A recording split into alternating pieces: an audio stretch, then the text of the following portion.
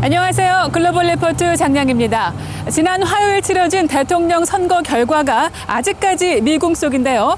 오늘 저는 미국 대통령을 상징하는 곳이라고 할 수 있는 백악관 앞에 나왔습니다. 이 4년에 한 번 치러지는 선거를 통해 선출되는 미국 대통령은 미국의 국가 원수이자 정부 수반이며 헌법 제2조 2항에 의거해 미 군 통수권자로 재임하는데요. 11월 선거에서 이기면 이듬해 1월에 의사당에서 취임식을 합니다. 대통령은 전통적으로 성경에 손을 얹고 선서를 하고 취임 연설을 하는데요. 이날 연설에서 4년간 국정 운영의 향방을 가늠해 볼 수 있습니다. 미국 대통령은 백악관을 관저와 업무 공간으로 사용하며 대통령직 수행에 필요한 보좌관과 경호원, 의료진 등을 지원받는데요. 잘 알려졌다시피 국토안보부 소속 비밀 경호원들이 24시간 대통령의 신변을 경호합니다. 미국 대통령에게는 또 하늘을 나는 백악관으로 불리는 대통령 전용기 에어포스 원이 제공되는데요. 단거리 이동 시에는 미 해병대의 헬리콥터인 마린 원을, 지상 이동 시에는 특수 제작 방탄 리무진 더 비스트를 이용하기도 합니다. 미국 대통령이 되기 위한 자격 조건으로는 미국에서 출생한 미국 시민으로 최고 14년 동안 미국에 거주했으며 최소 35세 이상이어야 합니다. 다양하고 깊이 있는 세계 소식 글로벌 리포트 지금 시작합니다.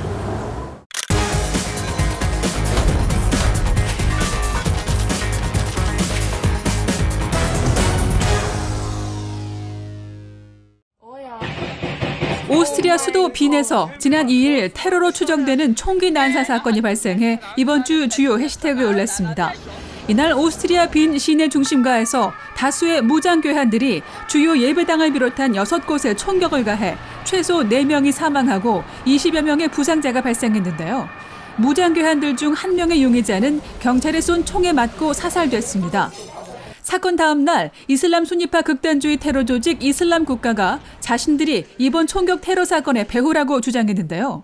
이웃나라 프랑스에서 이단 테러가 난 데 이어 이번 빈 총기 테러로 유럽 전체에 긴장감이 도는 가운데 영국은 테러 경보를 격상시켰습니다. 지난달 30일 규모 7.0의 강진이 터키와 그리스 사이 에게해에서 발생해 사상자가 속출하며 이번 주 주요 해시태그에 올랐습니다. 이번 지진으로 가장 큰 피해를 본 지역인 터키 서부 이즈미르주에서는 붕괴된 건물 잔해에서 수색 구조 작업 중 4살 여아가 지진 발생 91시간 만에 구조됐는데요. 그 전날에도 3살 여아가 65시간 만에 구조되기도 했습니다. 터키 재난위기관리청은 수색 작업이 4일로 종료됐다며 사망자는 총 116명이라고 밝혔습니다. 홍콩에서 범민주파 정치인들이 법령 위반 혐의로 대거 체포돼 이번 주 주요 관심사에 올랐습니다. 홍콩 경찰은 지난 5월 8일에 열린 입법회 회의 중 벌어진 소란에 대해 법령 위반 혐의를 적용해 현재까지 8명의 야당 정치인들을 체포했는데요. 야권에서는 황당한 정치 탄압이라며 이를 규탄하고 나섰습니다. 마이크 폼페오 미 국무장관 또한 이번 체포는 정치적 목적에 의한 법집행 남용이라며 성명을 냈는데요. 중국 외교부는 홍콩 문제에 미국은 개입하지 말라고 경고했습니다. 신종 코로나 바이러스 사태가 좀처럼 수그러들지 않고 미국의 누적 확진자 수만 950만 명에 육박해 이번 주 주요 관심사에 여전히 올랐습니다. 미국에서 지난 4일 하루 만에 신규 확진자 수가 10만 명이 넘게 나오며 역대 최대를 기록했는데요. 유럽에서도 코로나가 기승을 부리며 영국과 프랑스에서 하루 사망자가 올봄 이후 반년 만에 최고치를 경신하기도 했습니다. 이런 가운데 세계보건기구 WHO의 테드로스 게브리에수스 사무총장이 최근 코로나 확진자와 접촉한 것으로 나타나 2주간 자가격리에 들어갔습니다.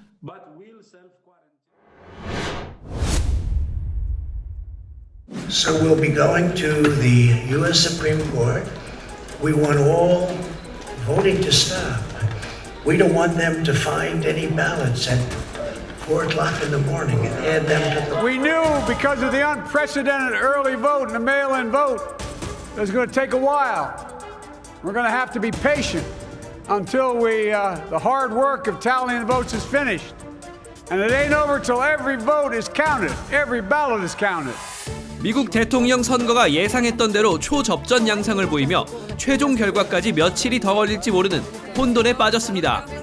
현재까지는 조 바이든 후보가 경합주인 미시간과 위스콘신에서 승리하며 당선 가능성이 조금 더 높은 것으로 보이는데요. 명확한 승자를 가리기까지 왜 이렇게 복잡하고 오랜 시간이 걸리는 걸까요? 클릭 글로벌 이슈 오늘은 미국 대선 특집 승부의 향방을 살펴보겠습니다. 현재 가장 큰 변수는 미개봉 우편 투표 결과입니다. 플로리다나 애리조나 등지에서는 사전에 접수된 우편 투표 용지를 미리 집계해서 선거 당일 현장 투표에 더해 그날 발표가 가능하지만 펜실베이니아 등지 일부 카운티에서는 선거 당일 들어온 현장표를 먼저 집계하고 그 다음에 우편 투표함을 열어보는 방식을 택하고 있어 최종 결과를 아직 알 수 없는 상황입니다. 게다가 1억 명 이상이 사전 투표를 했고 전체 투표율도 역대 손꼽힐 정도로 높은 만큼 집계 자체가 오래 걸리고 있는데요. We've never had to count this large number of mail-in ballots and have an in-person election. So we thought that we had timed it right, but truthfully, we've never done it before in this large number. 다만 개표가 오래 걸릴 것 같았던 미시간에서 바이든이 역전승을 거두면서 무게추가 약간 기울기 시작했죠. 만약 바이든 후보가 현재 우세한 애리조나, 네바다에서 승리한다면 선거인단 270명을 확보해 당선이 확실하고 그중 하나를 잃더라도 규모가 더 큰 펜실베이니아나 조지아에서 역전한다면 역시 당선이 가능합니다. 트럼프 대통령은 현재 우세 지역을 모두 이기고 네바다나 애리조나를 빼앗아야 하는 어려운 위치에 처했죠. 트럼프 대통령은 분명 사전 여론조사 예측보다 훨씬 선전했지만 우편 투표함 개봉 이후 불리하게 흘러가자 소송까지 불사하겠다고 나섰습니다. 반면 민주당은 바이든의 우세와 하원 수성을 자축하면서 개표를 끝까지 기다리면 바이든 후보가 결국 이길 것으로 전망하고 있죠. 전문가들의 평가도 바이든 쪽으로 약간 기운 듯한 분위기입니다. If you take even Pennsylvania and Georgia, which are the two big sort of contests on the map right now, entirely out of the picture, and you give those to Donald Trump along with North Carolina, it still seems like Joe Biden can win. 여론조사 기관들은 바이든 후보의 아주 근소한 우세를 예측하고 있지만 최종 결과는 끝까지 지켜봐야 할 것 같습니다.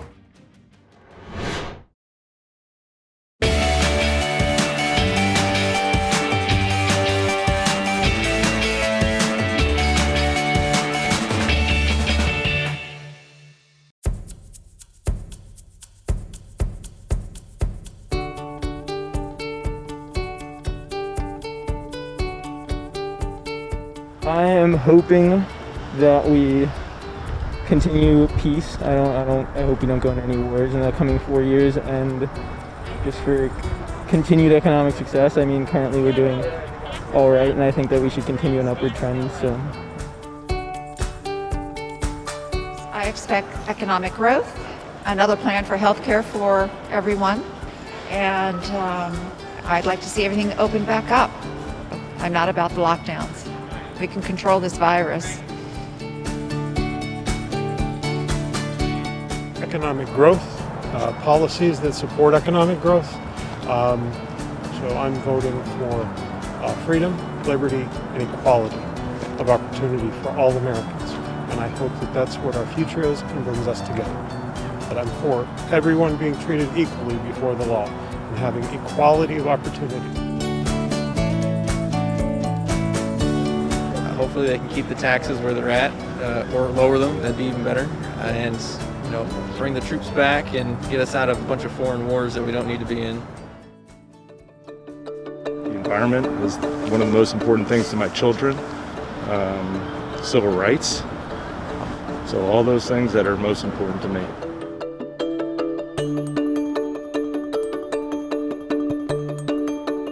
I expect the economy to come back stronger than ever. I care about, probably most right now, I am a nurse, so I do care about the health care for all the people, especially the marginalized communities, which is very important for me that everybody has access to health care, access to the basic necessities in life, which is food, even clean water. My main issue is the environment and what's happening with our lack of caring, quite frankly.